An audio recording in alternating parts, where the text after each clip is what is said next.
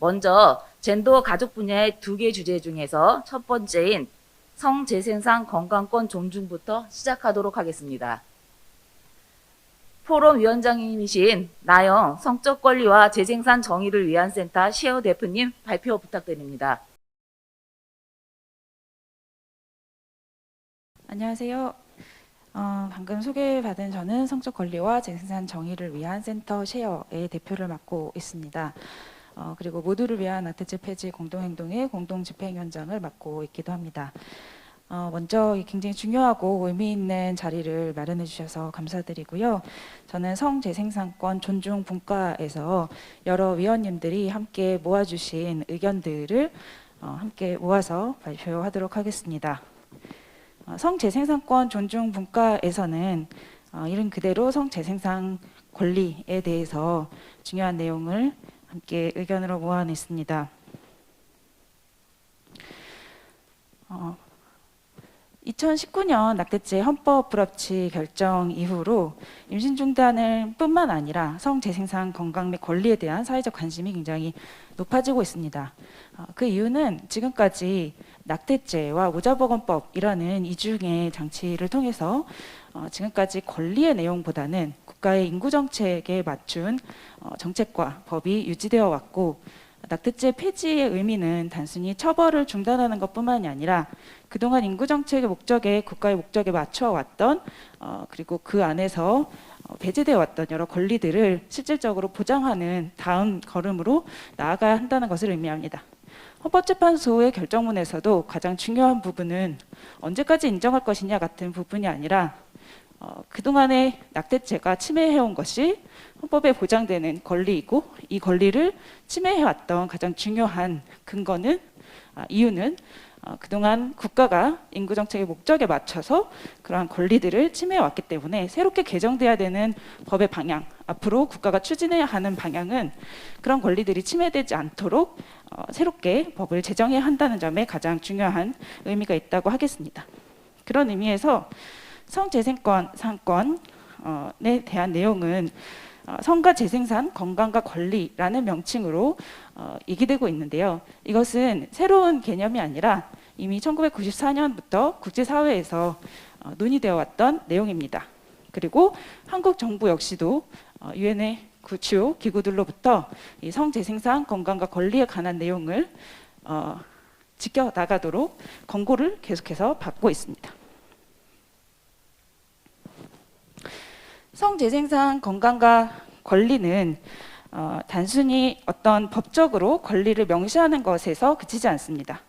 실질적으로 유엔에서도 그리고 여러 국제기구에서도 이 성재생산 건강과 권리를 이야기할 때 중요하게 강조하는 것은 이 권리가 단순히 보장받을 권리뿐만이 아니라 적극적으로 향유할 권리까지를 포함한다는 점, 그리고 이때 성적 권리 역시도 재생산 권리와 떼어놓을 수 없는 중요한 권리라는 점, 그리고 이때 건강이라는 개념도 단순히 장애나 질병이 없는 상태가 아니라 장애나 질병이 있고 사회적으로 취약한 여건에 있더라도 충분히 자신의 삶을 영위할 수 있을 정도로 향유할 수 있을 정도의 건강을 의미합니다.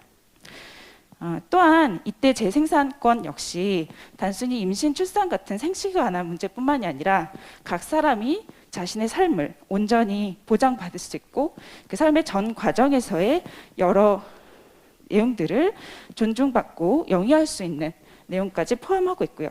따라서 유엔을 비롯한 국제사회는 이 권리의 내용에서 의료 영역뿐만이 아니라 교육, 노동, 주거, 기초생활자원, 문화환경, 법 제도와 같은 다양한 영역들에 대해서 국가가 지표를 마련하고 이 영역을 포괄하는 국가 전략을 수립할 것을 제안하고 있습니다. 따라서 이런 목표에 맞춰서 저희가 제안하는 것을 몇 가지 말씀드리겠습니다. 첫 번째는 성재생산 권리보장 기본법을 마련해야 한다는 것입니다.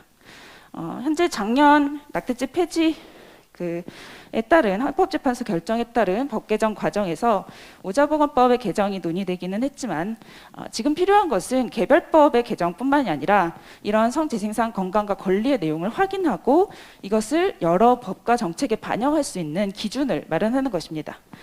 따라서 그 기준이 될 수 있는 기본법을 마련하는 게 중요한 과제가 될 것이고요. 이 기본법에서 중요한 원칙을 확인한다면 그 원칙에 맞춰서 개별 법들이 개정될 수 있을 것입니다. 제가 지금 가지고 나온 이 책자에는 성재생산 건강과 권리에 관한 내용들을 보장할 수 있는 기본법 안의 내용이 있고요. 먼저 쉐어에서 마련해 본 이 법안에는 전체 15개장 53개 조항이 담겨 있습니다. 그리고 이 내용에는 국가와 지자체의 역할, 그리고 반차별, 자기결정, 프라이버시권 존중에 대한 원칙, 월경, 피임, 성별 정정, 보조 생식 기술, 임신과 출산에 대한 보장 내용, 그리고 이것이 의료 영역, 상담 영역, 교육, 노동, 사회복지 영역에서 어떻게 보장되어야 하는지에 대한 내용을 담고 있습니다. 저희는 경기도에서 이 기본법에 관한 내용을 제정 건의할 것을 제안드립니다. 그리고 이에 따라서 경기도에서는 관련한 경기도 자체의 조례를 제정하고 종합계획을 수립 실행할 수 있을 것입니다. 이 조례의 내용에도 마찬가지로 성교육, 월경, 피임, 임신 중단, 출산과 난임, 산후건강과 완경, 그리고 여러 성적 지향과 성별 정체성에 따른 차별 금지와 관련된 내용들이 권리 보장의 내용으로 명시될 수 있을 것이고요. 이에 따라서 경기도는 특히 이주민이나 중도입국 청소년이나 또 장애인, 다양한 인구 특성이 있는 만큼 이 인구 특성과 지역 특성을 반영한 성재생산, 건강과 권리 증진 정책을 세울 수 있을 것이라고 봅니다. 그리고 이런 조례와 종합계획이 수립된다면 이에 맞춰서 보건의료의 통합연계 협력체계를 구축하는 것이 중요합니다. 지난달에 한국여성정책연구원에서 낙태죄 폐지 전후의 보건의료에 대한 접근성과 현재 인식 상황을 점검하는 실태조사를 한 바 있습니다. 그 내용에 따르면 여전히 의료기관의 격차로 인해서 다른 지역으로 가서 의료 행위를 해야 하는 여성들이 많이 있고, 또한 그 과정에서 교육이나 정보에 관한 내용들이 제대로 전달되지 않고, 그리고 이것이 보건의료 영역뿐만이 아니라 여러 영역에서 함께 이 보장할 수 있는 방안들을 연계하는 정책으로서 통합적으로 추진해야 할 필요성들이 드러나고 있습니다. 따라서 보건의료 체계를 잘 구축하는 것, 그리고 경기도 내에 여러 보건의료 기관들이 연계되고 정확한 그리고 적절한 의료를 받을 수 있는 의료기관들에 대한 정보를 제공하고 이것을 다른 영역에서 함께 보장할 수 있도록 하는 통합체계가 필요하겠고요. 이런 역할을 할 수 있는 광역 차원의 종합 플랫폼을 설치할 수 있겠습니다. 그래서 이 플랫폼에서는 성재생산과 관련한 상담 인프라, 그리고 상담을 할 수 있는 한라인, 인력 양성, 상담 정보 제공, 표준 가이드라인 마련 등을 할 수 있겠습니다. 이 인력 양성에는 의료와 상담 영역에서 뿐만이 아니라 교육, 노동, 관련 기관에서 이런 정보 제공과 상담 역할을 할 수 있는 다양한 인력의 양상과 상담 가이드가 가능하겠고요. 그다음에 성재생산 건강정보 포털 구축에 있어서는 도내 보건의료, 상담, 교육기관 및 단체 지원 등 관련 종합정보를 제공하는 포털을 구축할 것을 제안드립니다. 이것은 새로운 제안이 아니고 해외에서는 여러 나라에서 이런 종합 포털을 구축해서 보건국 차원에서 그리고 각 정부와 지자체 차원에서 제공을 하고 있습니다. 저희가 참고를 해서 제안드린 것은 캐나다의 브리티시 컬럼비아주에 있는 여러 한라인과 정보 제공 사이트인데요. 그런 곳들을 참고로 해서 경기도가 이런 포털을 구축하고, 그리고 특히 접근성이 낮은 취약계층을 고려한 영상이나 다국어, 수어 등을 제공할 수 있겠습니다. 그리고 이러한 권리들을 포함하는 성교육을 실시하는 것이 중요합니다.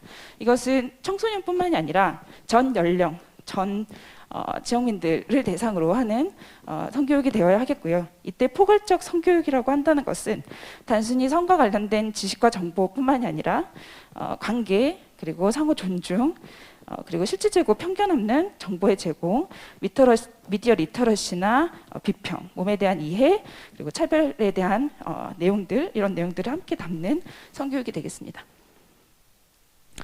마지막으로 이것이 청소년 노동자 그리고 여러 취약계층에게 고루 접근성이 확보되도록 하는 방향을 몇 가지 제안드립니다. 첫 번째는 청소년에게 있어서는 지금 여전히 차별, 성과 관련된 그리고 임신출산과 관련된 차별이 존재하고 있습니다. 이런 교육기관에서의 차별과 처벌을 금지하는 것, 그리고 청소년의 성재생산 건강권에 대한 안내와 정보 제공 자료를 여러 교육기관에서 함께 배포하는 것, 그리고 특히 교사 청소년 관련 시설 종사자, 보건의료인 대상 교육과 가이드 배포가 있겠고요. 이것이 현재 변화된 환경에 맞추어서 단순히 예방이나 보호 차원이 아니라 권리를 보장할 수 있는 내용으로 제공되어야 할 것입니다. 또한 노동자의 경우에 지금까지 여성 노동자에게 주로 초점이 맞춰져 왔고 그리고 그 내용이 모성보호라는 이름으로 제공되어 왔습니다. 그러나 특별히 여성 노동자에 대한 모성보호를 얘기할 경우 여성 노동자들이 오히려 이와 관련된 권리들을 보장받지 못하거나 혹은 그것이 여성 노동자의 임신 출산을 위한 어떤 정책으로서 협소해진 측면이 있습니다. 따라서 모성보호라는 내용으로서가 아니라 기본적으로 전체 노동자의 삶의 질 관점에서 접근하고 이런 내용에서 이외 노동환경 개선 그리고 이와 관련된 이세 질환이나 관련한 산업재해를 인정하는 것 그리고 월경 임신, 임신중지 출산, 양육 전반을 아우르는 휴가 확대가 있겠고요. 여기에 나와 있지는 않지만 기본적으로 노동 시간을 단축하고 충분한 휴가를 제공하는 것이 먼저 전제되어야 할 것입니다. 그리고 이주민 장애인, 노숙인의 경우 여러 취약한 여건에 있는데요. 이 접근성 확대를 위한 지원 체계와 인프라 구축이 필요하겠습니다. 앞서 말씀드렸던 플랫폼이나 포털의 경우에도 다양한 장애인 접근성을 위한 노력을 기울일 필요가 있겠고요. 노숙인 같은 경우에 공공 의료시설에 접근하기가 매우 어렵습니다. 청소년도 마찬가지고요. 그리고 제3자가 자신의 견해를 대신하는 경우가 많이 있습니다. 자기 스스로의 결정권을 존중받고 보건의료나 관련 정보에 접근할 수 있도록 충분한 보장 체계를 갖출 것을 제안드립니다. 네, 여기서 마치겠습니다. 대표님 감사합니다. 그러면 젠더 가족 분야의 두 번째 주제는 가족 다양성 보장입니다. 발표는 송효진 한국여성정책연구원 연구위원께서 해주시겠습니다.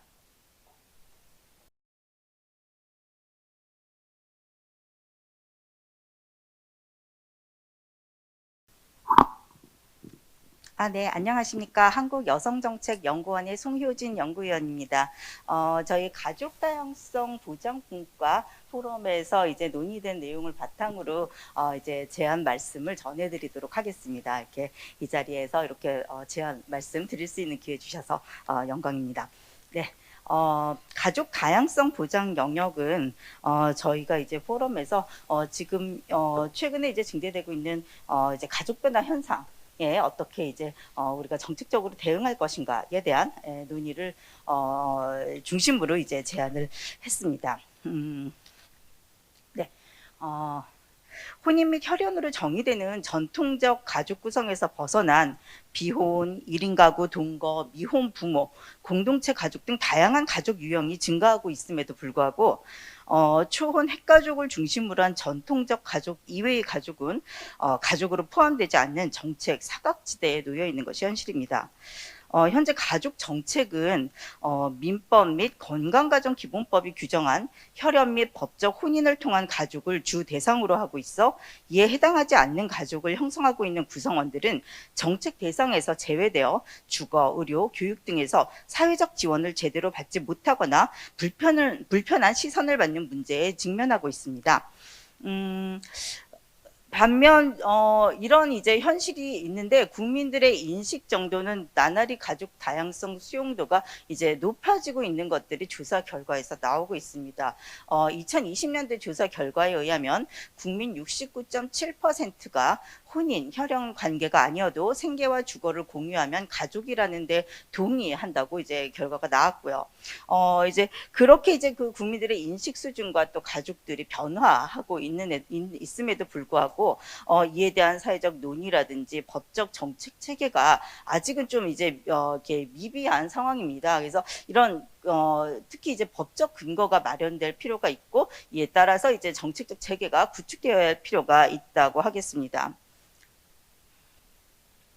네. 그래서 관련해서 저희가 제한 과제를 크게 이제 세 영역으로 이제 나누어 가지고 이제 말씀을 드릴 수 있겠는데요. 제일 먼저 다양한 가족 권리 보장을 위한 법적 체계 구축입니다.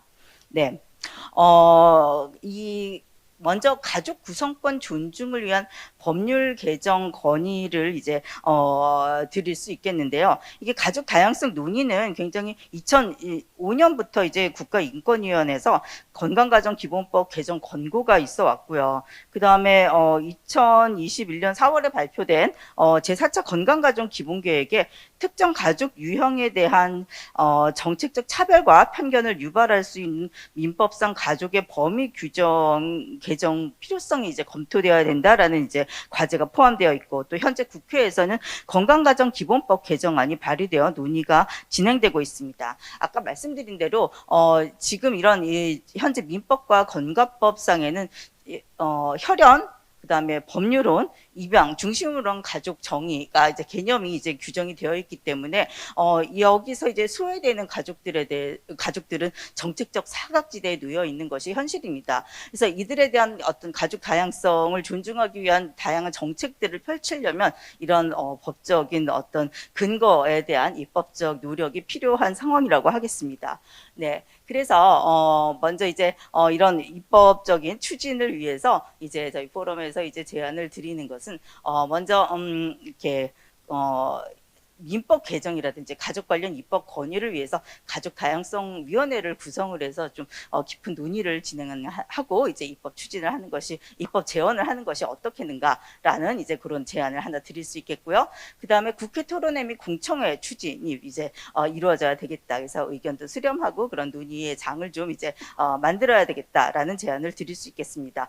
그다음에 이제 너무나도 중요하게 이제 법률안이 개정이 돼야 되는 이제 것들이 이제 계류가 되어 있는데, 이런 것들에 대한 개정을 이제 제언을 드리고요. 그 다음에 또 발의가 필요한 부분에 있어서는 입법 발의를 이제 제안을 드립니다. 이거는 이제 중앙 차원에서의 이제 노력을 해주십사라는 제언이고요. 그 다음으로는 이제 또 경기도에서는 또 어떠한 노력이 이루어졌으면 좋겠다라는 이제 제언을 드릴 수 있겠습니다. 경기도 가족 구성권 관련 조례를 좀 제정했으면 좋겠다라는 제언을 드릴 수 있겠습니다. 다양한 가족 유형이 증가하고 있으나 법적으로 권리가 보장되지 않아 일상에서 차별 및 제약이 많습니다. 가족으로서 권리를 행사하기 위해서는 법적 근거가 마련이 돼야 되고요. 중앙정부의 법률 개정에 앞서 가족 구성의 다양성 존중에 기반이 되는 법적 근거를 경기도에서 선도적으로 추진하는 것도 필요하지 않을까라는 제언을 드립니다. 그래서 이제 인간으로서 부양과 협조의 의무를 포함해 상호 의존 관계를 형성하고 있는 다양한 가족 구성원, 동반자의 권리를 인정하는 경기도 조례를 제정하는 것이 어떨까라는 이제 제언을 저희가 포럼에서 이제 제언을 드리고요. 그다음에 여기에서 이 조례는 뭐 혼인 및 혈연으로 구성되는 전통적 가족 개념에서 벗어나 다양한 유형의 사회적 가족을 인정하고 경제적 협력뿐 아니라 일상 소비, 생활 돌봄 등을 공유하는 가족 구성원에 대한 권리 내용이 포함되어야 한다라는 것을 말씀드릴 수 있겠습니다. 네. 그 다음에는 다양한 구성의 가족 생활을 지원하자라는 이제 그런 제언을 드릴 수 있겠습니다. 관련해서는 사실 이 부분이 오히려 일상 생활에서 굉장히 이제 경기도에서 정책적으로 이제 이렇게 대상자들한테, 우리 이제 가족들한테 이제 영향을 미칠 수 있는, 일상에서 정말 체감할 수 있는 정책들을 이제 제언을 드리고 있는데요. 먼저 다양한 가족 구성원 주거 시범 사업을 추진하자라는 제언을 드리고 싶습니다. 안정적인 주거는 생활 공동체로서 가족의 삶을 영위하는 데 중요한 요소이지만 법적 제약으로 인해 혼인 및 혈연 관계에서 벗어나 다양한 삶의 형태를 구성하는 다양한 유형의 가족은 주거 지원 혜택의 사각지대에 놓여 있는 것이 현실입니다. 그래서 이들에 대한 지원이 필요한 상황이고요. 여기서 이제 그래서 제안 내용은 경기도형 주거 지원 시범 사업을 이제 하는 것이 어떨까라는 이제 제안을 드립니다. 혼인 및 혈연과 상관없이 가구 원수 기준 추천 방식을 통한 주거 지원도 제안해 볼 수 있겠고요. 그다음에 혼인 및 혈연으로 증빙되는 가족 이외의 다양한 가족에 대한 기회를 임대주택 추첨이라든지 전세자금 대출 등의 기회를 제공하는 것도 제안을 드릴 수 있겠습니다. 그다음에 생활 공동체 생활 지원이라고 이제 되어 있는데요. 이렇게 이제는 이제 개인이 생애 주기 단계에서 가족 구성이 달라질 수 있습니다. 뭐 결혼을 하실 수도 있고 또 이혼을 하실 수도 있고 동거 상황이 있을 수도 있고 또 별거를 할 수도 있고 사실 어떠한 가족 유형의 어떤 사람이 생애 내내 그 어떤 한 가족 형태를 이제 이루면서 살기는 어려운 굉장히 오래 살지 않습니까? 다양한 생애 주기 안에서 단계에서 다양한 가족 구성 상태에 놓여 있을 수 있습니다. 그래서 생애 주기에 따라 다양하게 변화하며 증가하고 있는 이제 뭐 1인 가구인 경우도 있을 수 있겠고 그러다가 또 이렇게 어떤 이렇게 같이 이제 살고 있는 어떤 동반자와 이제 생활을 함께 하는 경우도 있고 또 돌보는 관계에 있을 수도 있고 그런 다양한 이제 그런 상황에서 이제 장기적이고 안정적인 생활 네트워크를 구축을 위한 이제 공동체 지원이 이제 필요하다라는 이제 말씀을 드릴 수 있겠습니다. 그래서 생활 영역에서 1인 가구들의 근거리 거주를 통한 상호 돌봄을 위해 주거 공동체로서의 생활 공동체에 대한 입주 대상 주거 지원을 제안을 드립니다. 또 공동체들의 주택 및 편의시설 모델, 소득 연동체계 등을 바탕으로 당사자 논의를 중심으로 설계가 되어야 된다라는 말씀도 드릴 수 있겠습니다. 여기서 이제 1인 가구가 고립되고 개별로 남아있는 것이 아니라 어떤 생활 공동체로서 서로 또 이제 연대할 수 있도록 또 지역에서 지자체에서 이제 어떤 주거 지원이라든지 또 생활 공동체 지원을 위한 다양한 이제 아이디어를 이제 내서 이제 지금 지원을 해줬으면 좋겠다라는 취지에서 이제 제안을 드리는 거라고 이제 말씀을 드릴 수 있겠습니다. 네. 네. 그 다음에 다양한 구석의 가족생활 지원으로서 굉장히 또 중요한 영역이죠. 경기도 특성을 반영한 다양한 가족 지원 사업이 추진되어야겠다라는 것입니다. 지역별 1인 가구 특성을 반영한 사업이 이제 필요합니다. 청년 및 중장년, 노인 대상 1인 가구 등 그 경기도가 이제 다른 어느 지자체보다 굉장히 지역마다 특성이나 결이 굉장히 다양하게 나타나고 있습니다. 그래서 그 이제 경기도 내에서도 이제 그 지역별로 다양하게 나타나는 그런 이제 가구 특성을 반영을 해가지고 특화 사업을 추진을 하는 것을 제안을 드릴 수 있겠습니다. 또 경기도 한부모 가족 지원 거점 기관 역할 강화를 위한 지원 확대를 제안을 드리는데요. 경기도는 지자체 중에서도 한부모 가족 비율이 높아서 한부모 가족에 대한 지원이 굉장히 중요한 지역이라고 할 수 있겠습니다. 그래서 경기도 한부모 가족 지원 거점 기관이 운영이 되고 있는데 아직 초기 단계이기도 해서 향후 안정적인 지원을 위해서 거점 기관의 안정적인 운영을 통한 한부모 가족 지원 확대가 필요하다고 하겠습니다. 그리고 상대적으로 취약한 한부모 가족에게 경제적 지원이 굉장히 중요한 요소입니다. 근데 지금 이제 한부모 가족 정책은 너무나도 잘 아시겠지만 저소득 계층에 한정이 되어 있습니다. 그래서 그러다 보니까는 아무래도 차상위 등 지원 사각지대가 존재하는 것도 사실입니다. 그래서 경제적으로 불안정한 미지원 대상인 한부모 가족 생활 지원도 필요한 상황이고요. 그래서 경기도의 특성에 맞게 이제 어떤 한부모 가족의 경제적 불안정성 완화를 위해서 한부모 기본소득이라든지 한부모 양육비 선지급 제도라든지 좀 선도적이고 선제적인 그런 정책도 이제 제안을 드렸습니다. 네. 그리고 이제 마지막으로 이렇게 너무나도 가장 중요한 거는 인식 개선입니다. 아직까지 우리 사회에서 이게 가족 다양성이 증대되고 있지만 거기에 대한 인식이 수용도는 높아졌지만 또 한편으로는 또 아직까지 이제 많이 쫓아가야 될 부분들이 많이 남아 있는데요. 다양한 가족 구성으로 인한 차별과 편견에서 벗어나기 위해서는 사회적 인식 확산이 선행되는 것이 중요하고요. 경기도민이 가족 다양성에 대해 어떻게 생각하고 있는지에 파악하는 것도 굉장히 중요합니다.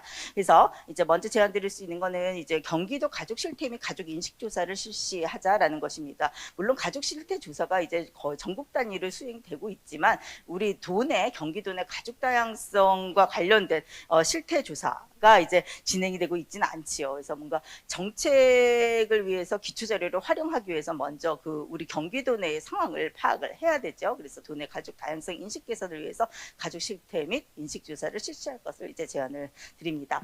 그 다음에 도민들이 가장 이제 이렇게 접하는 부분이 많은 공공 영역들이 아무래도 공공 분야 종사자 분들하고 또 가족 사업 관련 기관 종사자들이십니다. 그래서 공공 영역에서의 어떤 그런 가족 다양성 관련해서 이런 감수성이 이제 높지가 않다면은 그렇게 이제 또 접촉하고 이제 접하는 과정에서 이제 뭐 이렇게 또 이렇게 불편이나 이런 것들이 생길 수가 있기 때문에 먼저 이제 공공 영역에서 이제 선도적으로 이제 어떤 가족 다양성에 대한 감수성을 높이기 위한 그런 이제 노력들이 필요하다라고 하겠습니다. 그래서 공공분야 종사자분들이 이제 가족 인식 교육이라든지 또 우리가 정책상 뭐 홍보 팸플렛이나 이런 것들에도 아무 이렇게 별로 이렇게 생각 없이 이렇게 그냥 좋은 취지로 가족에 대해서 이제 어떤 홍보물에 이제 그런 그림이 있더라도 굉장히 4인 가족 위주의 정상 가족 예, 이제 어떤 모습만 비춰진다든지 우리가 이렇게 자칫 이렇게 좀 감수성이 이렇게 민감하지 못할 때 이제 나타날 수 있는 그런 이제 그런 차별을 이제 이렇게 인식시킬 수 있는 그런 이제 실수들이나 잘못들이 나타나는 경우들이 왕왕 있습니다. 그래서 이런 것들에 대한 감수성을 높이기 위해서 이제 교육과 또 모니터링이 지속적으로 추진이 돼야 되겠고요. 그 다음에 가족 관련 사업 종사자분들은 너무나도 이제 그런 가정 현장에서 이렇게 이제 대민 접촉을 하시는 분들이기 때문에 관련해서도 역시 이제 좀 인식 교육과 모니터링이 필요하겠다라는 제언을 드릴 수 있겠습니다. 네, 여기까지 저희 발표 마치도록 하겠습니다. 감사합니다. 네, 박사님 너무 감사드립니다. 저희가 포럼을 진행하는 동안 굉장히 많은 논의들이 있었는데 그 논의들을 8분이라는 짧은 시간 동안 이제 압축해서 말씀하시려고 하니 굉장히 어려움이 있는 것 같습니다. 네, 다음 주제는 노동 일자리에 대한 주제인데요. 먼저 성별 임금 격차 해소 포럼은 이현선 안산 여성 노동자회 회장님께서 발표해 주시겠습니다. 발표 시간은 8분입니다. 미리 공지해 드렸습니다. 감사합니다.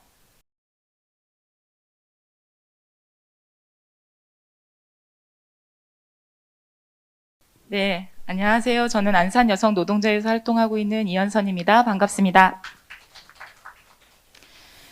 네, 아까 앞서 말씀해 주신 것처럼 포럼에서 굉장히 많은 이야기들이 나왔는데 이것을 압축해서 8분 안에 여기 계신 분들의 마음을 동요시켜서 이건 꼭 해야 되겠다. 이런 마음이 일게끔 제가 어떻게 발표를 할지 사실은 고민이 많았습니다. 그래서 제가 발표하는 거는 어찌됐든 현장에서 이거는 꼭 됐으면 좋겠다는 걸 중심으로 발표를 드리고 좀 더 자세한 내용들은 자료집이 엄청 잘 만들어져 있더라고요. 그래서 참고해서 좀 보시고 또 오늘 이재명 도지사님을 비롯해서 국장님도 자리에 계신데 저는 이제 포럼에 참여하면서 아, 정말 지혜가 많구나. 네, 우리가 하겠다는 의지만 있으면 할 수 있겠구나. 이런 희망을 좀 느꼈어요. 그래서 오늘 이 자리가 그냥 정책 발표를 하고 끝나는 것들이 아니라 꼭 실현되어서 경기도에 있는 많은 여성 노동자들이 평등한 일터에서 일하고 안전하게 일하고 공정한 임금을 받아서 삶의 주체로 살아가기를 정말 간절하게 바라는 마음으로 발표를 하겠습니다. 네. 먼저 배경에 대한 부분들 좀 말씀을 드리면 뭐 성별임금 격차라고 하는 이야기는 아마 많이 들어보셨을 것이라고 생각합니다. 성별임금 격차는 노동시장에서 여성의 지위를 나타내는 대표적인 지표입니다. 근데 이제 우리나라 성별임금 격차는 32.5%로 OECD 평균보다는 아주 높아요. 그래서 OECD 회원국 중에 성별임금 격차가 가장 높은 나라라고 하는 그 위치를 아주 오랫동안 네, 차지하고 있습니다. 네, 그다음에 그 성별임금 격차 해소를 위해서 근데 이제 그러려면은 어떤 원인에 의해서 성별임금 격차가 발생하냐라는 것을 알아야 될 텐데요. 그 주요 원인에 대해서 많은 연구들이 선례적으로 이루어졌었는데 다양한 요인들이 있기는 하지만 성차별에 기인한다라고 하는 것들이 대다수 연구의 공통된 결과입니다. 즉 채용 성차별, 출산 육아로 인한 경력 단절, 성별 직종 분리 등 누적된 노동 시장에서의 성차별의 결과가 성별 임금 격차로 나타나는 것입니다. 따라서 성별 임금 격차를 줄이기 위해서는 성별 직종 분리의 해소, 여성의 고용 유지 지원, 임금 차별 금지하는 법의 실효성 제고 등 노동시장 전반의 구조적 변화가 필요하고요. 중장기적인 관점을 가지고 정책을 추진하는 것이 필요합니다. 저희 포럼에서는 이걸 어떻게 할까 고민을 했었는데요. 우선 중앙정부와 지방자치단체의 성평등 임금 공시 관련 입법 과제 및 정책 추진 체계를 중심으로 성별 임금 격차 해소를 위한 방안을 논의하였습니다. 첫 번째 제한 과제는 성평등 임금 공시 확대를 통한 임금 투명성 제고입니다. 이를 위해서 중앙정부 차원에서는 성평등 임금 공시제 법제화를 할 것을 제안합니다. 공공 부분뿐만 아니라 민간 기업에서의 성별 임금 격차 문제를 개선하기 위해서는 아까 앞서 말씀드린 바와 같이 중장기적인 노력이 필요한데요. 성별 임금 격차를 줄여온 다른 국가들의 사례들을 보면 임금 정보 공시와 임금 정보 청구권 보장이라는 두 가지 정책 수단을 활용해서 성별 임금 격차를 줄이기 위한 노력들을 하고 있습니다. 그리고 성평등 임금 공시제가 중요한 이유는 성별 임금 실태를 파악할 수 있는 첫 단계라고 하는 것입니다. 독일의 경우에도 2016년부터 공정임금법에 따라서 성별임금 공시제를 운영을 하고 있습니다. 다음은 적극적 고용개선 조치 제도 강화입니다. 아시는 바와 같이 현재 남녀 고용 평등과 일가정 양립을 지원하는 법률에 따라서 적극적 고용개선 조치 제도를 시행하고 있는데요. 그 적용 대상이 전체 사업장 중에 0.1%, 전체 종사자 중 13.4% 비율에 불과합니다. 이에 대상 사업장과 제출에 대한 공개 자료를 강화하고 확대해서 법의 실효성을 높이는 것이 필요합니다. 네, 다음은 경기도 차원에서 그럼 무엇을 할까라고 고민을 했을 때 경기도 차원에서는 성평등 임금 공시제 추진 기반 강화를 위해서 가칭 경기도 성별임금 격차 개선 조례 제정을 제안드립니다. 현재 서울시와 전라남도와 같은 광역지자체 단체에서는 성평등 기본 조례를 개정해서 성별임금 격차 개선 관련 사업을 추진할 법적 근거를 마련하였습니다. 고양시와 창원시 같은 기초자치단체에서도 별도의 성별임금 격차 개선 조례를 제정해서 운영하고 있습니다. 이에 경기도에서도 관련 조례를 제정해서 지역 차원에서 성별임금 격차 해소를 위한 노력이 필요합니다. 가칭 경기도 성별임금 격차 개선 조례는 경기도의 성별임금 격차 실태조사, 성평등 임금 공시 및 개선 계획 수립, 성별임금 격차 개선위원회 설치 등에 관한 사항 등을 넣어서 만든다면은 많은 변화들이 일어날 것이라고 믿어 의심치 않습니다. 네. 두 번째 제안으로는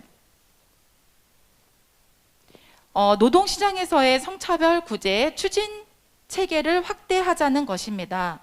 앞에서 말씀드린 것처럼 성별 임금 격차는 채용에서 배치, 승진 등 노동시장 전반에 걸친 성차별의 결과를 나타내는 지표입니다.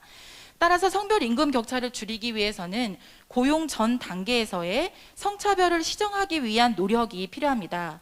그렇게 되기 위해서는 성평등 노동정책 추진체계 강화가 필요합니다. 먼저 고용평등 증진을 위한 정책 목표를 명확히 하고 집행력 강화를 위해서 고용노동부의 고용노동국, 지방노동관서의 고용평등과를 신설할 것이 필요합니다. 또한 지방자치단체에서도 노동정책의 확대됨에 따라서 지방자치단체 차원에서 성평등 노동팀을 신설해 행정체계를 강화하는 것이 필요합니다. 또한 남녀고용 평등과 일가정 양립을 지원하는 법률에 따라서 20여 년간 노동시장의 성차별 문제를 다루어왔던 고용평등 상담실의 기능을 확대해서 피해자의 구제와 사업장 컨설팅 등 다양한 사업을 추진하는 것들이 필요하고요.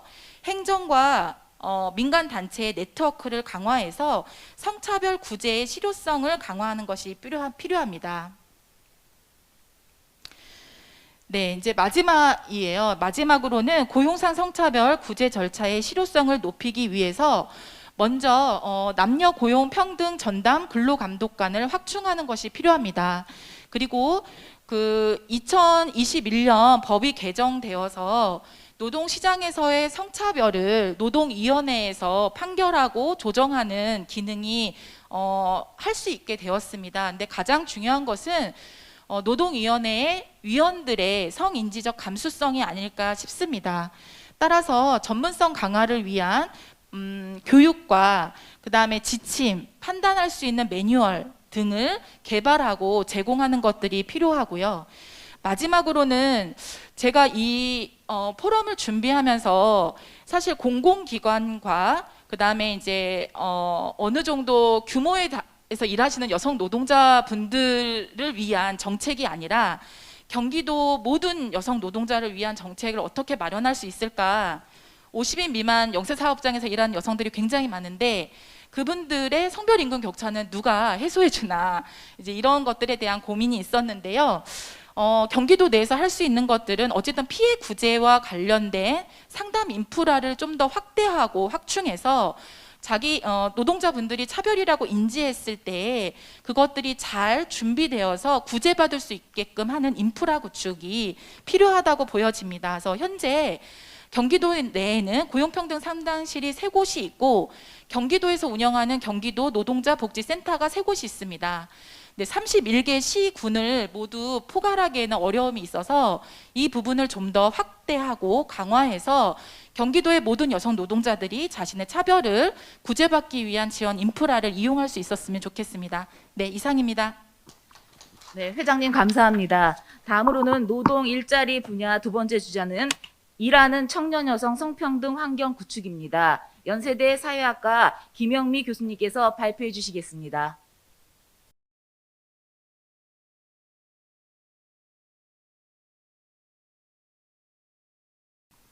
예, 안녕하세요. 연대사회학과 김영미라고 합니다.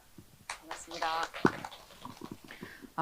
8분을 맞춰놓고 시작을 하겠습니다.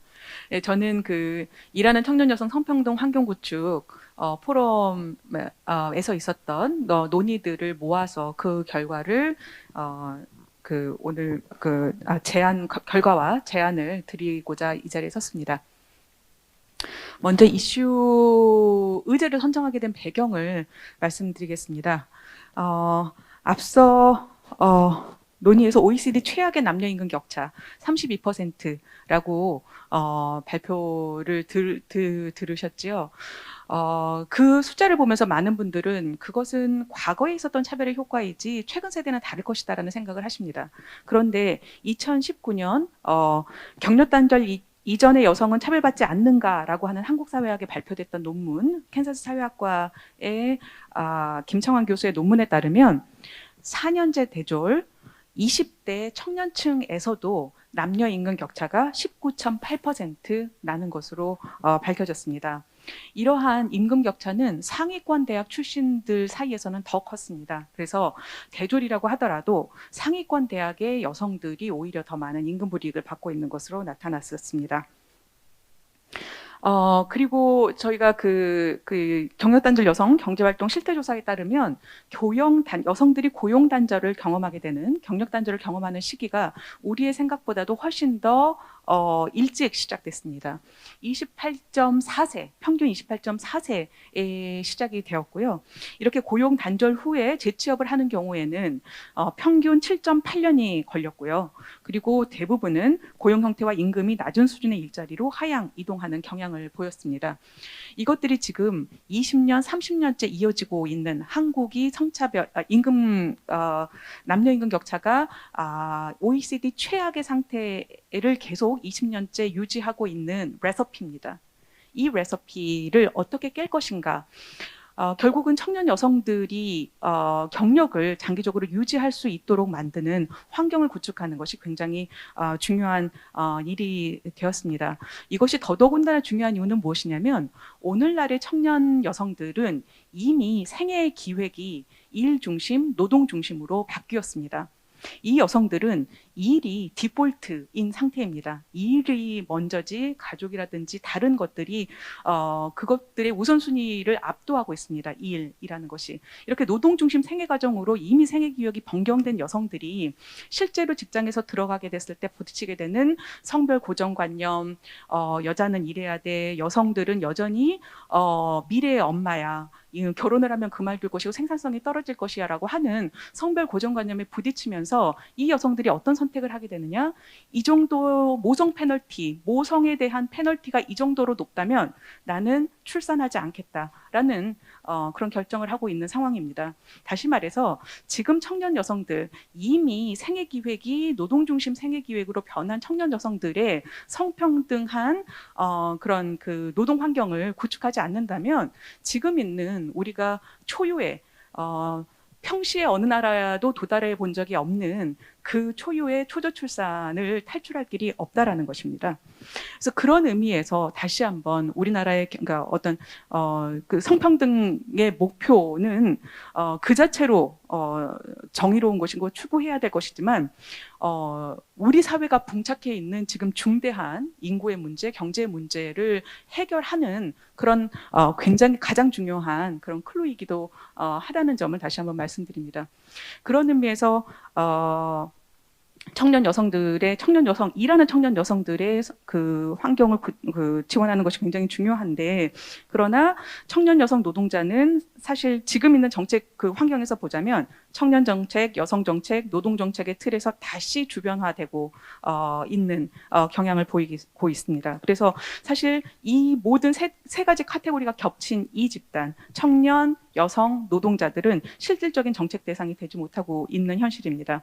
그런데 여기서 이들을 지원해야 된다라고 하는 것은 이들을 또다시 이러한 특정한 인구 집단을 특정하고 그들에게 지원을 해야 된다라는 그런 의미는 아닙니다. 바로 그것이 지금에 있는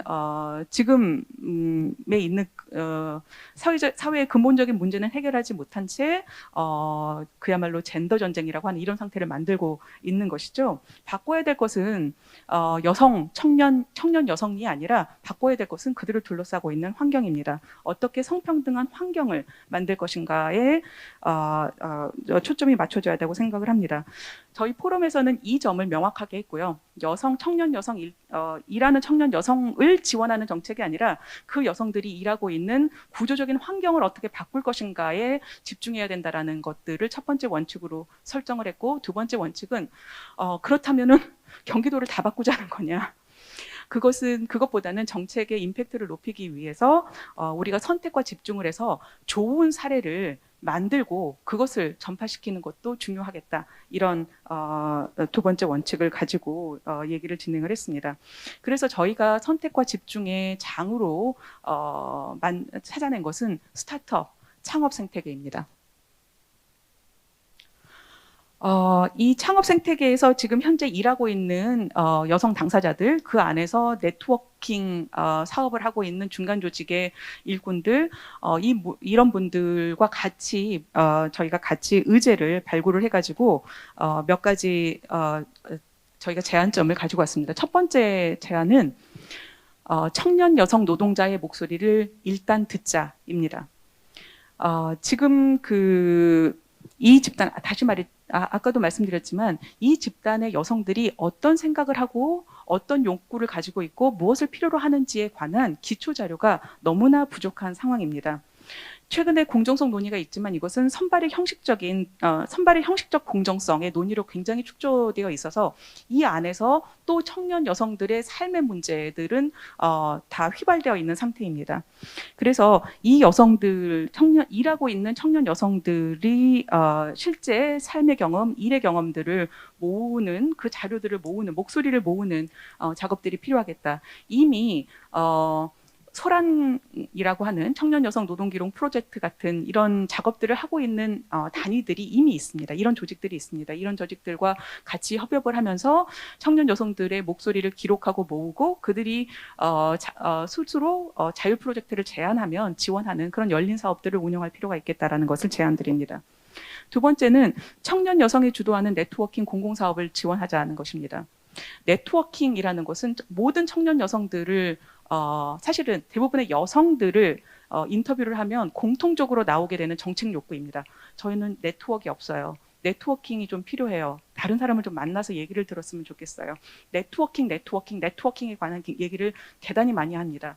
청년 여성 창업 생태계에서 실제로 그런 네트워킹 지원 사업을 하고 있는 자신들의 정말 그 뼈를 갈아 놓아서 뭐 시간과 땀을 들여서 그런 네트워킹 지원 사업을 하고 있는 중간 조직들이 이미 있습니다. 근데 그들은 지금 소진해 가고 있습니다. 왜? 공공에서 지원을 전혀 받지 못하고 있는 상태이기 때문입니다. 사업들을 추진하지도 사업들을 만들어 가기도 힘들지만 그 사업을 스케일업 하는 데는 공공의 지원이 필요한데, 왜냐하면 그분들이 만들고 있는 것들이 바로 사회적인 가치이기 때문입니다. 여성들을 연결하고 창업 생태계를 성평등하게 만드는 그런 사회적인 가치를 만들어내고 있음에도 불구하고 사회적 투자 심사 과정에서 사회적 가치를 전혀 인정받지 못하고 있습니다. 그분들이 심사에 들어가면 비즈니스 모델이 도대체 뭐예요? 라는 질문부터 받으면서 이제 꺾이게 된다는 것이죠. 이들의 그 네트워킹 사업, 커뮤니티 빌딩 사업의 사회적인 가치를 인정하고 사회적 투자의 대상이 되는 사업으로 인정할 필요가 있겠습니다. 그리고 공공이 주도의 사업을 기획 공모하는 기존의 방식들을 지양하고, 그리고 그들의 활동을 지원하되 초기부터 적극적으로 좀 지분 투자를 한다든지 다른 방식의, 이들이 그냥 일회적인 공모 사업에 소진되지 않고 계속해서 사업을 장기적으로 스케일업 할 수 있는, 발전시킬 수 있는 방안으로 적극적인 모색이 필요하다고 하겠습니다. 이미 미국과 유럽에서는 청년 여성 네트워크 사업들이 큰 수익 사업들, 뭐 피메일 포션, 여러분 많은 분들 아시겠지만 이런 굉장히 큰 사업들도 있습니다. 이 사업들의 가치를 미리 좀 인정을 하고 네트워킹 사업에 정부가 좀 지원, 공공이 특히 지자체가 지원을 해주면 좋겠다, 이런 제안을 드립니다. 그리고 세 번째 제안 드리는 것은 성평등한 창업 생태계 구축입니다. 여성 스타트업 확대, 여성 창업자 뭐 10% 미만 이런 상황들에 대해서는 이미 잘 알고 계실 거라고 생각을 합니다. 그런데 저희가 공통적으로 듣게 되는 건 뭐냐면 여성 창업자들이 끊임없이 경험하게 되는 모멸감입니다. 여성이 창업을 하겠다고 갔을 때 투자 심사하는 사람, 투자 심사 역으로부터 듣게 되는 얘기들, 왜 여자가 대표가 어디 있느냐에서부터 결혼은 했느냐, 언제 할 거냐, 이 일을 결혼을 해도 일을 계속 할 수 있을 것이냐, 뭐 이런 사업들 할 수 있을 거, 아줌마가 할 수 있는 사업을 하지 왜 이런 사업을 하느냐. 여성들은 끊임없이 투자 심사 과정에서 모멸감을 겪고 있다는 모욕적인 경험을 했다라는 얘기들을 하고 있습니다. 이게 남성을 표준으로 하는 그런 그 공격적이고 남성을 표준으로 하는 창업 및 기업 활동 생태계로 인해서 창업에 도전하는 여성들은 이미 컬처럴 핏이 아니다라고 하면서 차별을 경험하고 있는 것이죠. 그래서 성평등한 창업 생태계 구축을 위해서 초기 투자 단계에서부터 그런 성주류화 전략을 강화할 필요가 있겠습니다. 저희가 제안드리는 것은 이런 것입니다. 청년 여성들이 창업에 도전할 수 있도록 중고등학교 진로 교육은 물론 대학에서도 진로 설계 과정에서 여성 스타트업 사례를 공유할 수 있는 프로그램을 지원하기를 제안합니다. 그리고 남성 중심의 창업 지원 기관과 스타트업 대표를 대상으로 하는 성인지 교육 프로그램을 운영할 것을 제안합니다. 특히 정부 지원 사업에 참여하는 그런 창업 지원 기관 관계자 혹은 수혜 기업은 창업 교육 중 필수 이수 프로그램을 포함하는 방안을 제안해 볼 수 있겠습니다. 그러나 우리가 이미 잘 알고 있듯이 불특정 다수를 대상으로 하는 그런 강연 형태의 교육 프로그램들은 많은 부작용을 낳고 효과를 거두지 못하는 다는 것을 알고 있습니다. 이 프로그램을 굉장히 공들여 만들 필요가 있습니다. 소규모 워크숍을 중심으로 하고 비자발적인 강연보다는 자발적으로 그들이 인게이지 참여할 수 있도록 하는 그런 프로그램들을 만들어서 이것들이 서로 윈윈이 될 수 있도록 하는 그런 교육 프로그램을 만드는 것이 필요하겠습니다. 그리고 여기에 플러스해서 정말 우리가 필요한 것은 여성 심사역을 확대하는 것입니다. 지금 창업 생태계의 창업 지원 단계에서부터 그 심사역의 그 성별 다양성, 그다음에 세대 다양성의 부족, 이것은 누누이 지적되어 온 상황입니다. 이제는 바꿔야 합니다. 그래서 심사위원들의 다양성 확보를 위한 구체적인 가이드라인을 개발을 해야 합니다. 그리고 심사 과정에서 모니터링해야 되는 지표들을 설정을 하고 성, 연령, 지역 등에 대한 편견을 드러내거나 부적절한 언행이 있었는지를 확인할 수 있는 절차 이런 것들을 만들도록 제안을 합니다. 다시 말해서 이것은 무엇이냐면 투자 심사 과정의 투명성을 높이는 그런 사업들을 할 필요가 있다는 제안입니다. 그리고 마지막으로 제안드리고 싶은 것은 이건 좀 시범 사업, 경기도의 특성을 살리고 그리고 지금 있는 그 소셜 벤처에서의 이미 만들어진 역량들을 활용할 수 있는 시범 사업입니다. 3040 경력 보유 여성의 채용 그리고 노동시장 이행 지원을 확대하는 건데요. 이거는 뭐냐면 경기도 내 스타트업, 그러니까 많은 그 경험을 필요로 하는 스타트업과 그 다음에 경험은 가지고 있지만 지금 재취업을 해야 되는 그런 경력 보유 여성들을 교육하고 채용하고 연계하는 그런 프로그램들을 운용을 하는 것입니다.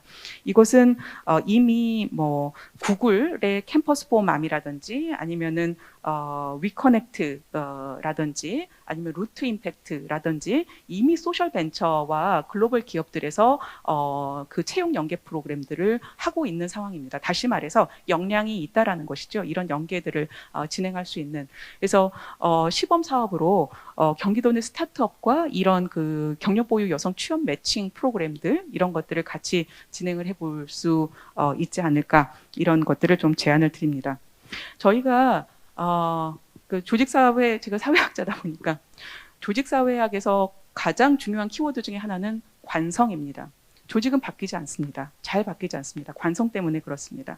그런데 그런 그래서 조직 변화가 일어나는 그 어떤 생태계 안에서, 필드 안에서 조직 변화가 일어나는 과정을 보면 기존에 있는 기업들이 변하는 것보다는 새로운 기업들이 새롭게 새로운 그 관행들을 가지고 새로운 프랙티스를 가지고 나타나고 그것들이 전파되는 과정을 통해서 그 필드 전체가 변합니다.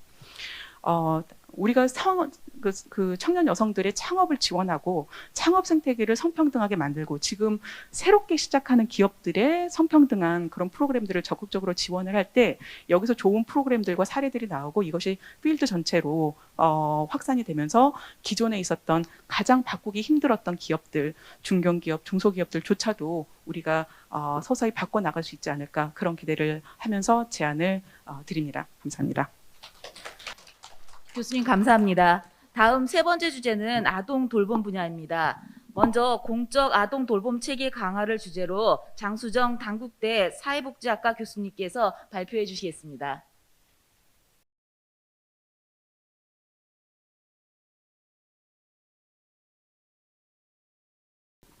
안녕하세요. 공적 아동 돌봄 체계 강화에 대한 포럼의 종합 결과를 발표할 단국대학교 사회복지학과 장수정이라고 합니다.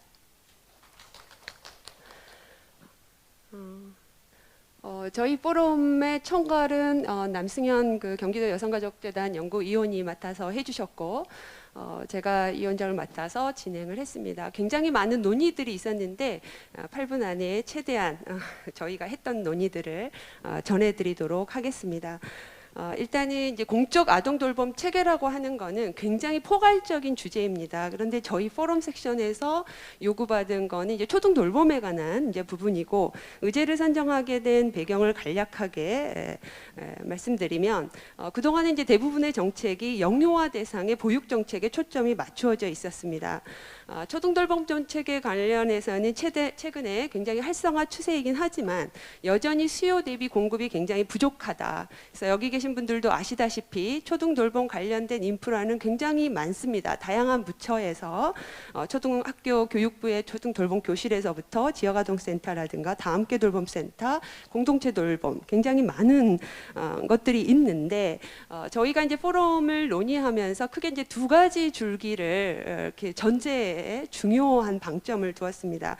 그 첫 번째는 사실 이제 경기도에서 주관하는 이 포럼의 의제이지만 그 어떤 의제보다도 부처 간의 어떤 그 중앙부처와 지자체의 뭐 일관된 관점이라든가 협약 뭐 이런 것들이 굉장히 중요한 의제인 만큼 돌봄 정책과 관련해서 부처별 정책별로 분산되어 있는 이 정책들을 어떻게 변화시켜 나가야 되겠는가라고 하는 부분에 초점을 맞췄고, 또 하나는 요즘에 이제 초등돌봄과 관련해서 책임의 문제가 많이 대두되고 있습니다. 교육부의 책임이냐, 지자체의 책임이냐. 그런데 이제 그러한 것들은 사실 이제 공급자의 어떤 주체에 초점이 맞춰져 있는데, 저희가 이제 포럼을 진행하면서 돌봄이라고 하는 것들은 굉장히 아동의 어떤 관점에서 아동의 돌봄받을 권리라고 하는 측면에서 기본적인 돌봄을 실현하기 위한 촘촘한 공적 돌봄 체계가 필요하다라는 것들에 합의를 하면서 의제를 선정해 나갔습니다. 그래서 제가 총 5가지 제안을 드리는데요. 첫 번째는 교육노동시간 개선을 통한 기본교육 돌봄권 보장으로 보편 돌봄 실현입니다. 현재 이제 초등학교 수업 시간이 우리 굉장히 빨리 끝나잖아요. 그래서 OECD 기준에 적어도 이제 3시, 4시 정도까지 연장이 필요하고, 이후에 2-3시간은 학교 돌봄으로 이루어질 필요가 있다라는 거죠.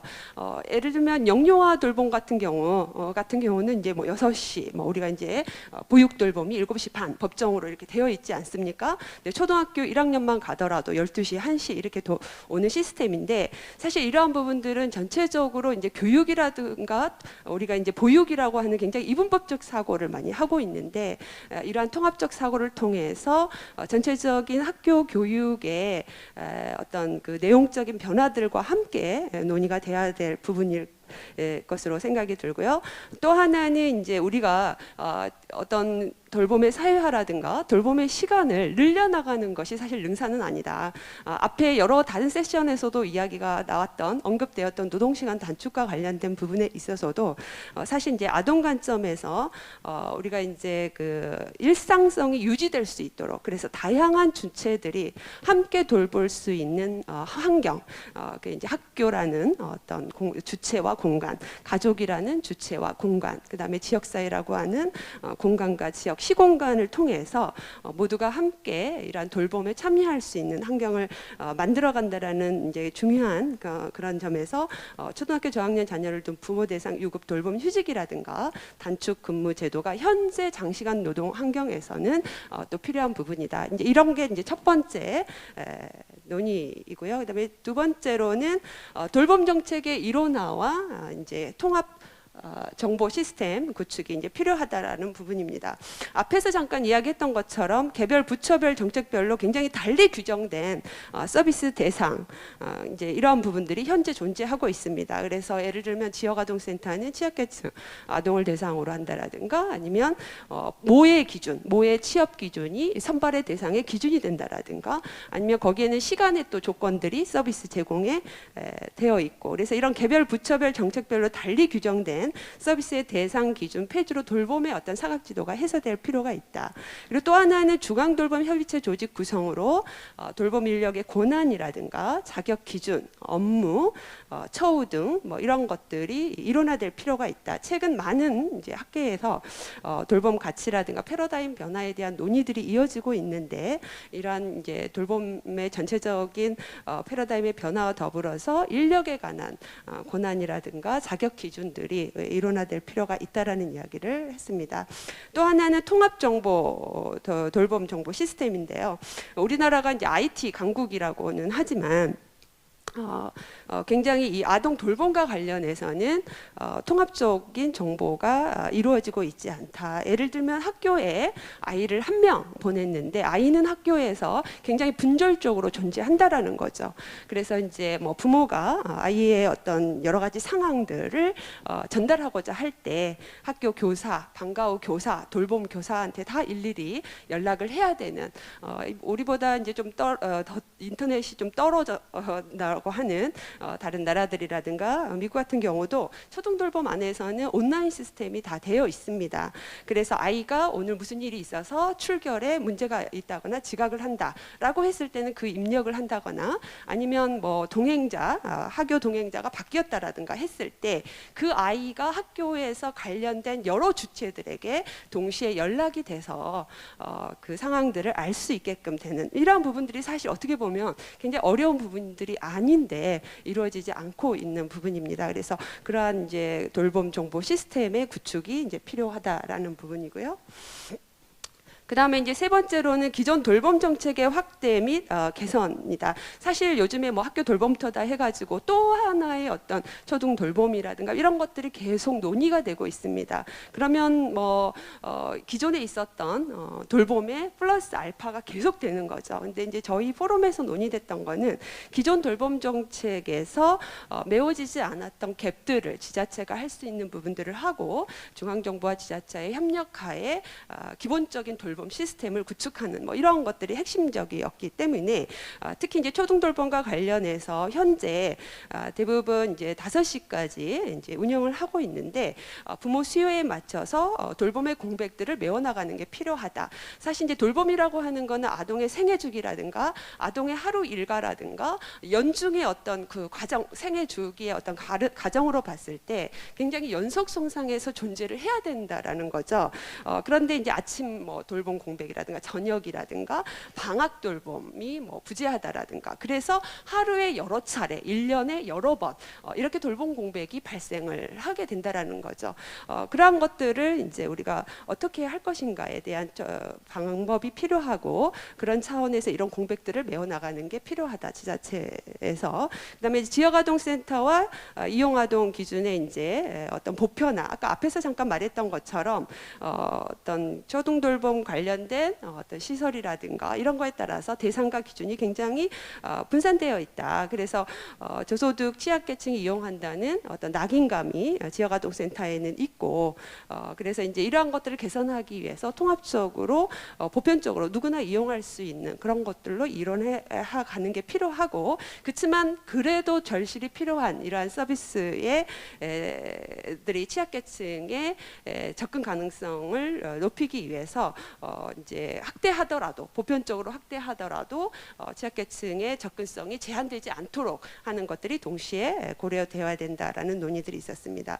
또 하나는 이제 공공성 강화가 필요하다. 그래서 지금 현재 이제 지역 아동센터가 현재 70%를 차지하고 있는데 이러한 것들은 이제 지역의 어떤 그 돌봄의 공공성의 어떤 생태계들을 확장하는 방향으로 바뀌어져야 되는데 예를 들면 이제 기존의 지역아동센터가 사회적 협동조합 전환 시에 뭐 지자체에서 컨설팅을 해준다라든가 지역 시설 환경 개선을 위한 인센티브를 제공하는 이러한 방식도 고려되어질 수 있다라는 이야기를 하였습니다. 네 번째로는 이제 수요 기반 돌봄 계획 수립 및 위기 상황 대응 돌봄 체계 구축이 필요하다. 그래서 공급자 중심의 서비스를 개선하기 위해서 기존의 이제 경기도에서 초등돌봄 수요 조사를 파악해서 초등돌봄 서비스 계획이 필요하다라는 거죠. 지금은 현재 이제 정말 경기도 같은 경우는 뭐 1, 2학년 오후 5시 그것도 부모의 어떤 조건이라든가 추첨, 운에 의해서 아이들이 초등돌봄을 이용하는 그런 제한점들이 있습니다. 그래서 초등돌봄의 절대량 목표를 OECD 수준으로 설정하고 수요의 기초에서 확대 나가는 게 필요하다라는 거고요. 또 하나는 재난 상황 시 긴급 돌봄 체계 구축이 필요하다라는 거죠. 현재 코로나19 등 재난 상황에 대한 돌봄 공백이 거의 많이 부재하다라고 볼 수 있습니다. 물론 긴급 돌봄이라는 이름 하에 학교에서 운영을 하고 있지만 긴급 돌봄이 기존의 그 재난 시기의 돌봄의 수요를 충족한다라기보다는 정말 최소한의 돌봄으로 가장 정말 긴급한 어떤 수요만 지금 커버해 나가는 이제 실정이다라고 보여지고요. 그래서 이제 긴급 돌봄 매뉴얼로 학교 돌봄 시간 축소 등에 대한 대응 방안이 이루어져야 된다라고 하는 부분이고요. 그다음에 마지막으로는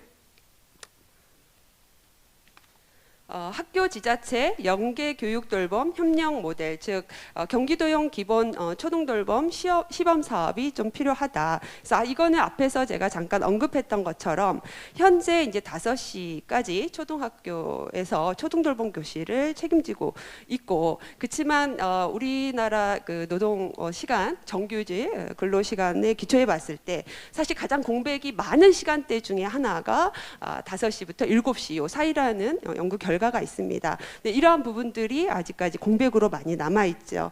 그래서 학교 자원과 마을 자원, 즉 지자체의 자원들을 연계해서 이 부분에 대한 초과 수요에 대한 조사와 이 부분에 대해서 돌봄의 공백 시간을 지자체가 지원하는 형태, 뭐 이러한 부분들이 시범적으로 해볼 수 있겠다라는 이야기들을 있었고요. 그다음에 지역 돌봄 협의체 내실화 및 돌봄 가버넌스 구축에 대한 필요성도 이야기가 되었습니다.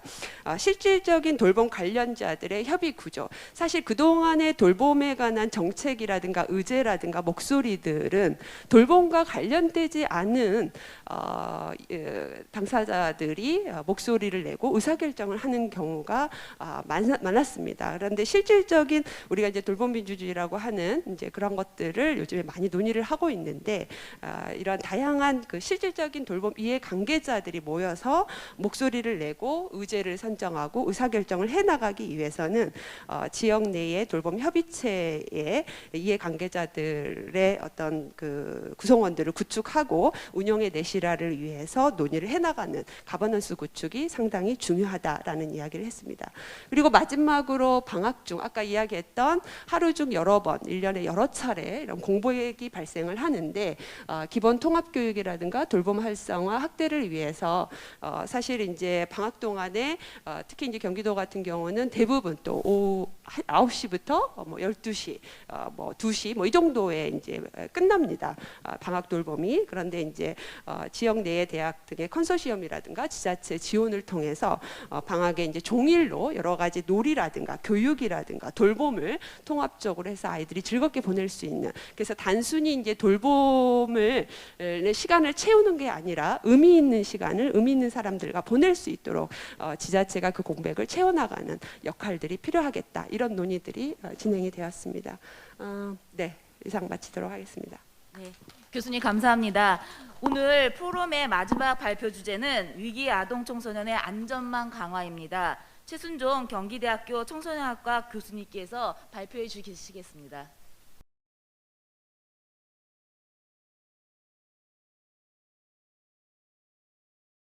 네, 안녕하십니까. 경기대학교 최순종입니다. 오늘 그 6가지 포럼 세션 중에서 지금 마지막에 위기 아동 청소년 안전망 강화 이렇게 발표를 하게 될 텐데요. 저희들 저 세션에서는 사실 시작할 때 원래 대주제가 저희들이 듣기에는 경기도 성평등 의제 발굴 이렇게 들었거든요. 근데 거기에 왜 아동 청소년 위기 아동 청소년 안전망 강화 이게 들어갈까 해서 되게 혼란스러웠었는데 이제 진행되면서 저희들은 여기 집중하자고 했고, 오늘 여기 사실 발표된 건 경기도 여성가족 정책 발굴 포럼. 그래서 저희들 위기 아동 청소년 안전망 강화라는 뭐 사회 정책이 됐든 아니면 복지 정책이 됐든 이런 측면에서 가족 정책에 마찬가지겠고요. 그래서 절대적으로 필요하다. 그래서 집중 여기에 저희들이 집중해서 했던 거가 다행이다라는 생각이 듭니다. 그리고 그 동안에 전민규 박사님께서 총괄해 주시면서 우리 재단의 이사장님 또 대표님 그리고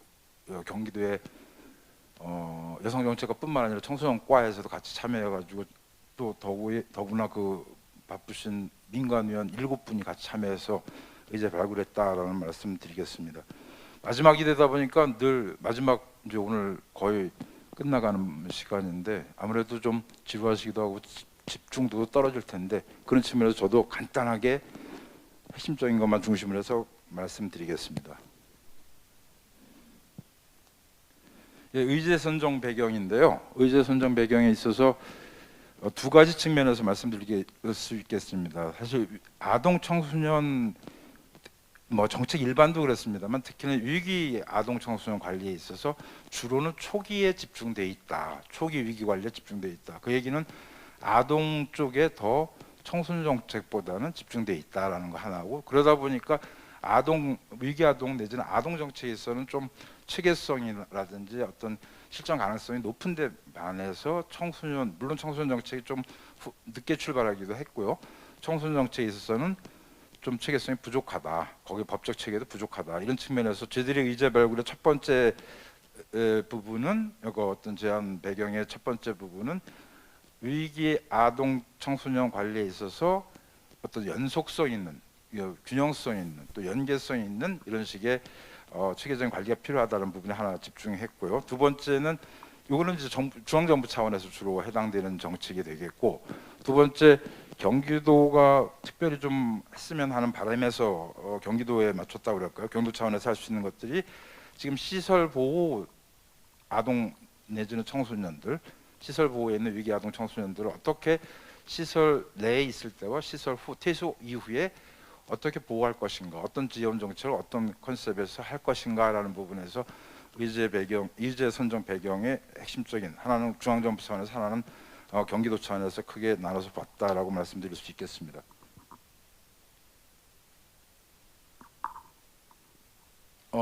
그래서 우선 아까 말씀드린 중앙정부 차원에서 우리가 의제라고 그럴까요? 좀 제한 과제를 말씀드리면 크게 아동복지시설과 청소년복지시설 퇴소 청소년들 간의 연계성이 부족하다. 불균형 해소라고 되어 있습니다만 불균형보다는 어떤 연계성이 부족하다라는 측면에서 그 부분에 집중해서 봤고, 그랬을 때 결국 아동복지법이나 청소년복지지원법이라고 기존에 되어 있습니다만 이거의 연계적인, 특히는 위기 아동 청소년을 연계적으로 중앙정부에서 관리할 수 있는 어떤 특별법 조정이 필요하다. 이게 중앙정부 차원은 특별법이겠습니다만 경기도 차원에서는 조례 개정을 통해서도 이런 부분이 가능하지 않을까라는 생각해보고요.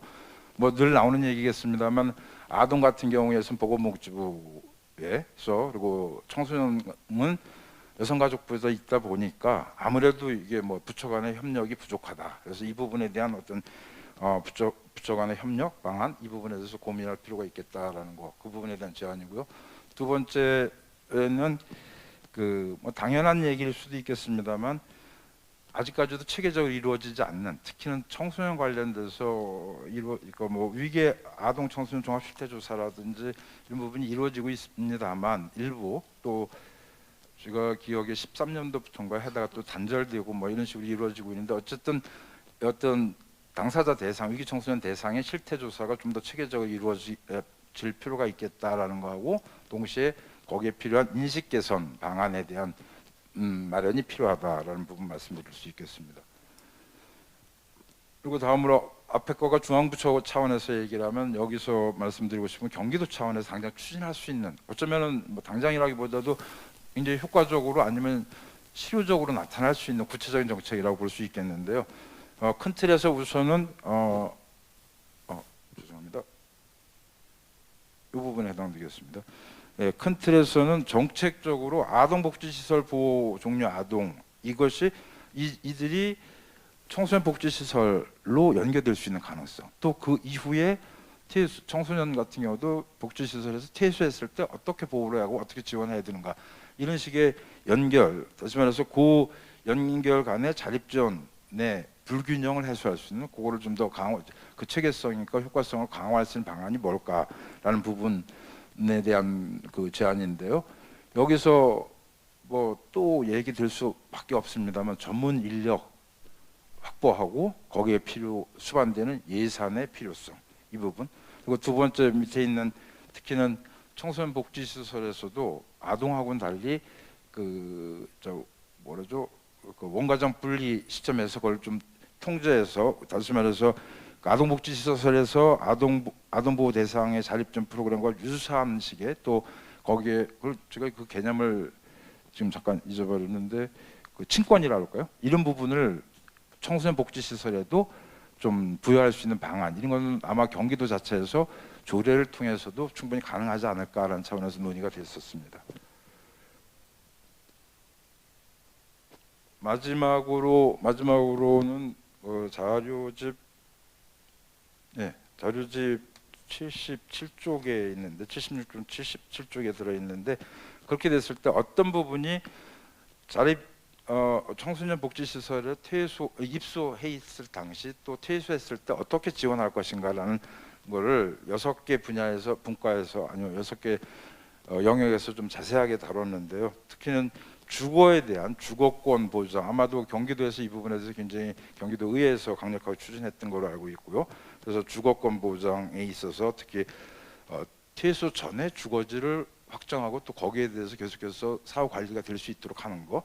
그래서 뭐 LH 공공임대주택과 연계해서라든 이런 부분에 대한 것도 우리가 경기도 자체에서 충분히 만들어 나갈 수 있겠다라는 거고, 교육 부분에 있어서는 특히는 입소해 있을 당시에 자립을 위해서 필요한 여기에 어떤 지원 정책, 내지는 교육 지원 정책이 뭘까라는 부분에 조금 더 세부적으로 우리가 준비할 필요가 있겠다라는 거고, 경제에 관련돼서 말씀드리면 아동 대상에서 시행하고 있는 디딤시아 통장 같은 경우를 청소년 쪽에도 내내 적용해서 한다라고 하면은 충분히 실효성 있는 경제적 지원이 될 수 있겠다라는 거.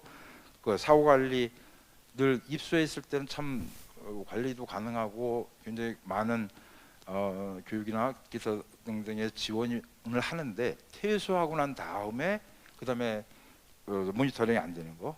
그래서 이 부분에 퇴소 이후에 어떻게 관리할 것인가라는 거, 방안에 대한 고민과 동시에 전담 인력을 배치할 필요가 있겠다라는 거.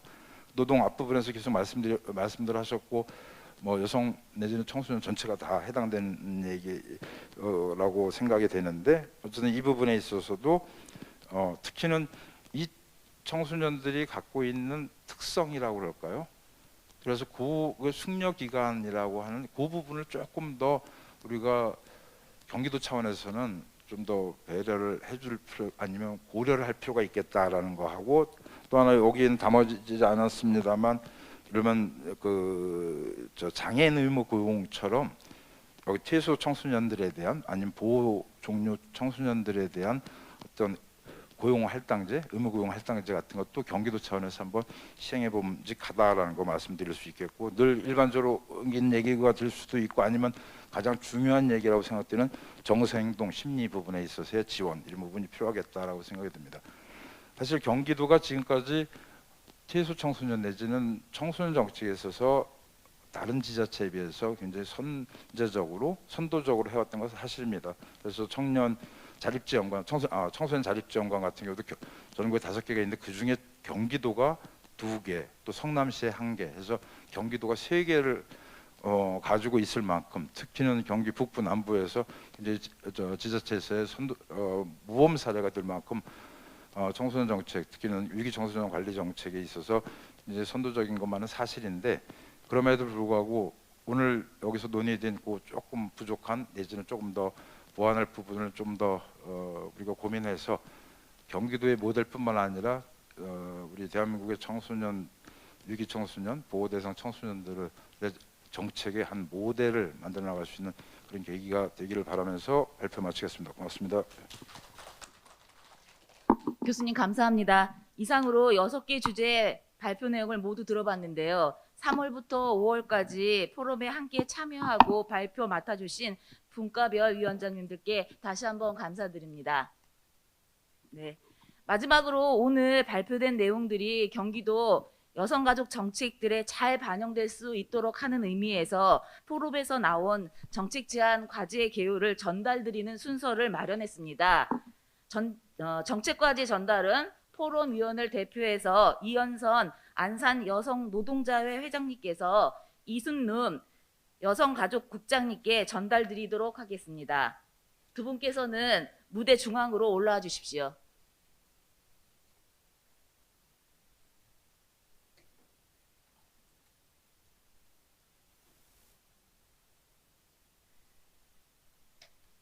이현선 회장님께서는 국장님께 정책과제 제안서를 전달해 주십시오.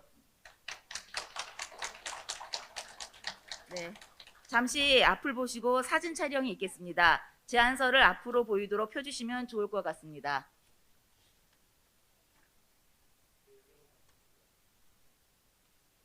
두 분 감사드립니다. 네. 경기도와 경기도 여성가족재단은 방금 전달된 정책 과제들을 정책화하는 데 있어서 함께 최선의 노력을 다하겠다는 말씀을 드립니다. 그리고 구체화가 필요한 중장기 과제에 대해서는 저희 정책 연구 사업을 통해서 더 좋은 정책으로 제안될 수 있도록 노력하겠습니다. 오늘 모이신 분들께도 앞으로 여러 경로를 통해서 다양한 의견을 구하도록 하겠습니다. 많은 관심 부탁드립니다. 그러면 이것으로 경기도 여성가족재단이 주관한 경기도 여성가족 정책 발굴 포럼 종합 발표회를 모두 마치도록 하겠습니다. 끝까지 자리 지켜주셔서 감사합니다.